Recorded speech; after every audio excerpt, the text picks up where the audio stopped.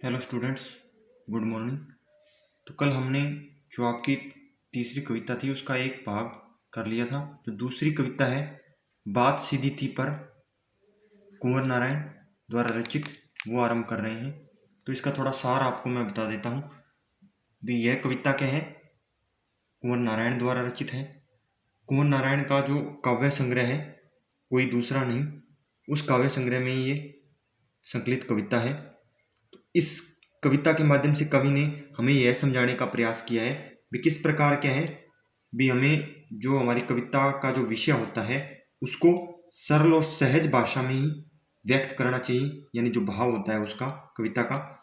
परंतु कवि जो क्या होता है भी जो कवि होते हैं वो काव्य में अत्यधिक चमत्कार उत्पन्न करने के लिए कई बार जो भाव होता है वो अत्यधिक जो भाषा भाव या भाषा क्या है पेचीदा हो जाती है, जिसके कारण जो कवि कई बार जो कवि होते हैं वो इस भ्रम के या धोखे के शिकार भी हो जाते हैं भी। यदि हम क्या है भी जो क्लिष्ट भाषा है या जो कठिन शब्दावली है या जो कठिन भाषा है उसका प्रयोग करेंगे तो उससे क्या है भी हमें जो लोकप्रियता है वो अधिक मिलेगी।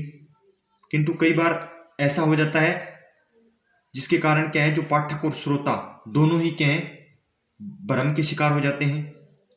परंतु बाद में जो उनके द्वारा जो कही गई बात है वो क्या है भी कुछ समय के बाद वो बात प्रभावहीन हो जाती है, यानी उसका प्रभाव नहीं रहता।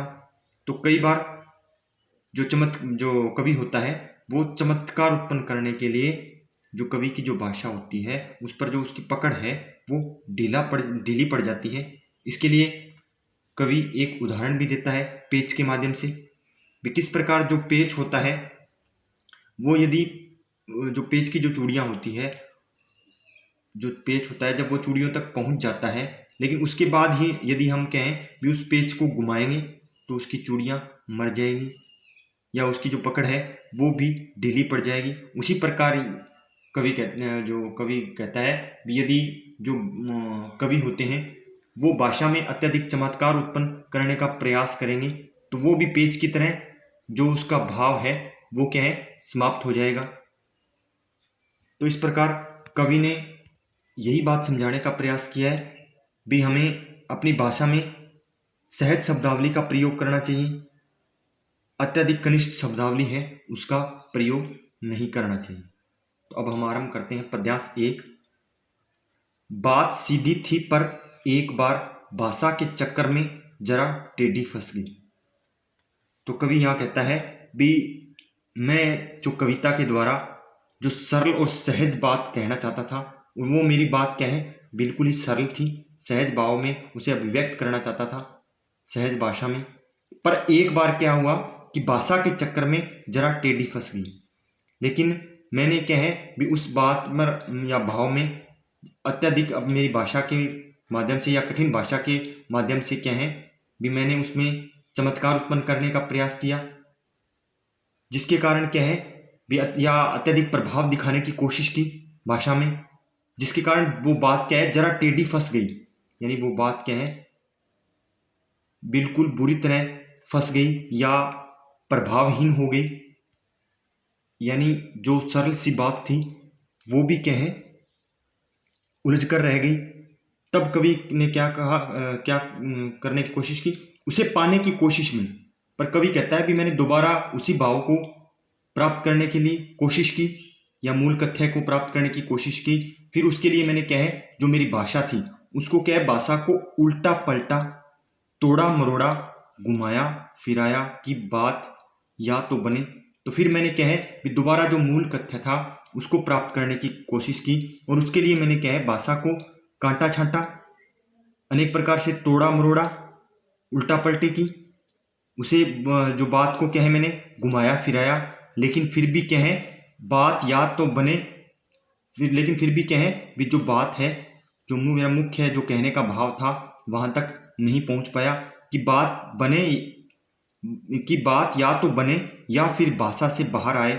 लेकिन इससे भाषा के साथ साथ बात और भी पेचीदा होती चली गई। फिर कवि कहता है भी तब मैंने कोशिश की भी या तो मेरी जो मन की बात है या जो मेरे भाव है वो क्या है भी सहज भाव से व्यक्त हो जाए, या सहजता से व्यक्त हो जाए, या मेरी बात की जो मैंने भाषा में जो मेरा उल्ट फेर किया है उस उल्ट फेर से मुझे क्या है भी स्वतंत्रता मिल जाए, यानी भाषा से बाहर आ जाए, यानी मैं उस उल्ट फेर से मैं क्या है भी स्वतंत्र हो जाऊं। लेकिन इससे भाषा के साथ साथ बात और भी पेचीदा होती चली गई। परंतु इस कवि कहता है भी लेकिन फिर भी दोनों ही काम नहीं उसके, परंतु क्या है भी दोनों ही काम नहीं उसके। और इस प्रयास में क्या है भी जो भाषा थी वो क्या है और जटिल से जटिल हो गई, यानी कठिन से कठिन हो गई, पेचीदा यानी और कठिन से कठिन होती चली गई। यानी जो मेरी मूल बात है वो भी क्या है भी जो सरलता अपनी सरलता खोकर और भी कठिन बन गई। और इसमें इस कारण जो मेरी कविता का जो मूल भाव था या जो भाषा थी दोनों ही क्या है उलझ कर रह गए, यानी दोनों ही क्या है पेचीदा होकर रह गए। आगे हैं इस पद्यांश पर आधारित प्रश्न। तो पहला प्रश्न है कवि एवं कविता का नाम लिखिए। दूसरा प्रश्न है भाषा के चक्कर से कवि का क्या आशय है। तो ये प्रश्न का आप आसानी से जवाब दे सकते हैं भी भाषा के चक्कर से कवि का क्या आशय है।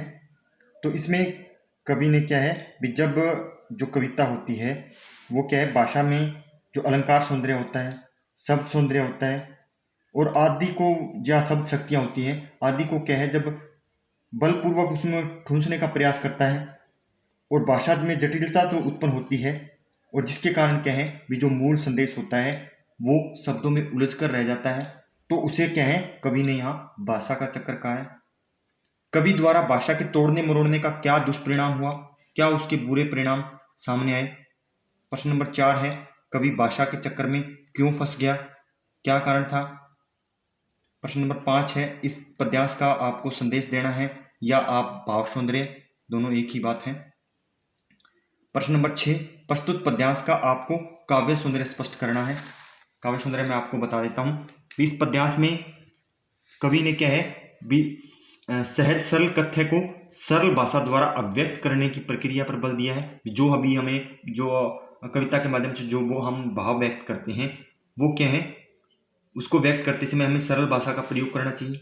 ऐसा करने से क्या है जो अभिव्यक्ति की सरलता होती है, हमारे जो कहने का जो भाव होता है उसमें व्यक्ति यानी जो मूल कथ्य होता है उसकी सरलता का जो भाव है वो क्या है स्वतः अपने आप ही प्रकट हो जाता है। दूसरा पॉइंट है इसका सरल सहज एवं बोधगम्य हिंदी भाषा का प्रयोग है।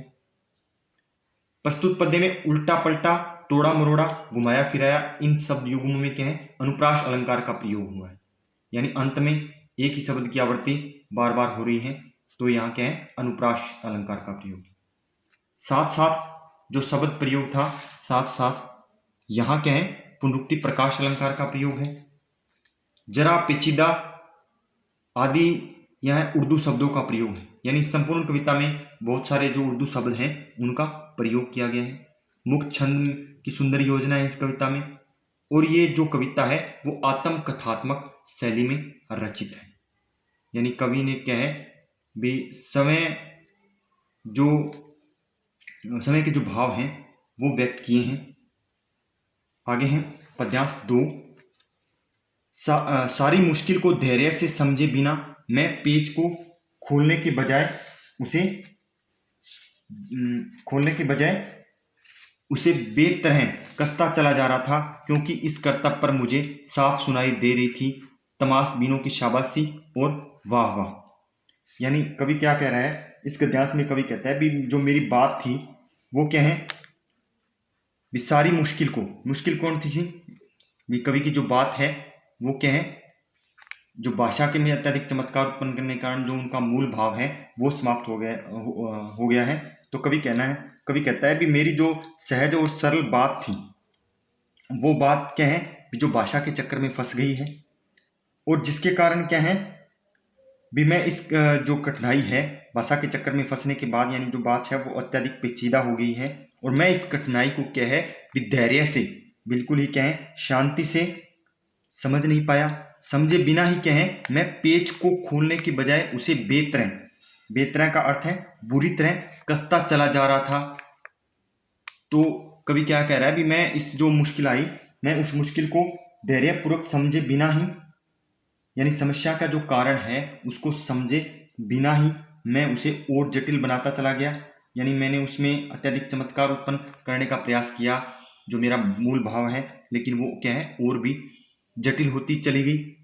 और किस तरह वो परिस्थिति होगी, उसी तरह परिस्थिति होगी जिस प्रकार क्या है जो कोई कारीगर होता है वो क्या है पेज को खोलने की बजाय उसे बुरी तरह से कसता चला जाता है, जिसके कारण क्या है जो पेज होता है वो क्या है उसकी जो चूड़ी होती है वो मर जाती है। उसी तरह कवि कहता है भी मेरी कविता के जो भाव थे या मेरी जो भाव मेरे कहने के जो भाव था वो क्या है समाप्त होता चला जा रहा था, क्योंकि इस करतब पर मुझे साफ सुनाई दे रही थी तमाशबीनों की शाबाशी और वाह वाह।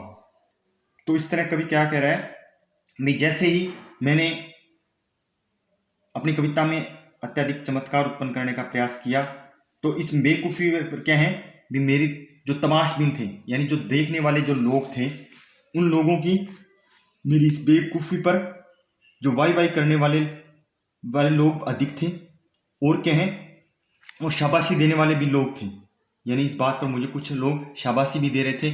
आखिरकार वही हुआ जिसका मुझे डर था, जोर जबरदस्ती से बात की चूड़ी मर गई। लेकिन आखिर में या अंत में क्या हुआ भी जिसका कवि को भय था या डर था वही बात हुई भी भाषा को तोड़ने मरोड़ने के कारण या जटिल बनाने से अत्यधिक जटिल बनाने से जो उस कविता का जो भाव था वो क्या है समाप्त हो गया, यानी उसका जो प्रभाव था बात की चूड़ी मर गई, यानी जो बात का जो प्रभाव था वो क्या है समाप्त हो गया और वह भाषा में बेकार घूमने लगी और इस तरह जो उसका मूल कथ्य है वो क्या है समाप्त हो गया। आगे है इस पद्यांश पर आधारित प्रश्न। पेज खोलने का क्या अर्थ है? पेज खोलने का क्या अर्थ है? तो इसमें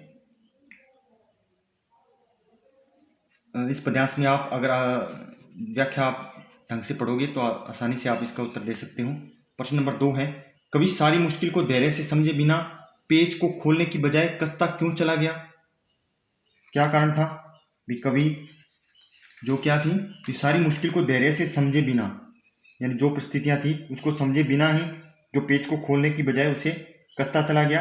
तो यानी जो कवि है वो क्या है अपने जो मूल भाव था उसको अत्यधिक प्रभावशाली बनाना चाहता था और इसलिए वह धैर्यपूर्वक क्या है इस समस्या को समझ नहीं पाया और इस प्रकार कविता के जो भाव था वो क्या है अत्यधिक जटिल बनता चला गया या कसता चला गया। नंबर 3 है तमाशबीन वाह वाह क्यों कर रहे थे? तो तमाशबीन क्या है भी कवि की प्रशंसा करके उसका उत्साह बढ़ा रहे थे। वे यानी जो कवि का जो कहने का भाव था उसको वो जानते नहीं थे, लेकिन फिर भी उसकी कवि को क्या है भी उसका उत्साह बढ़ा रहे थे।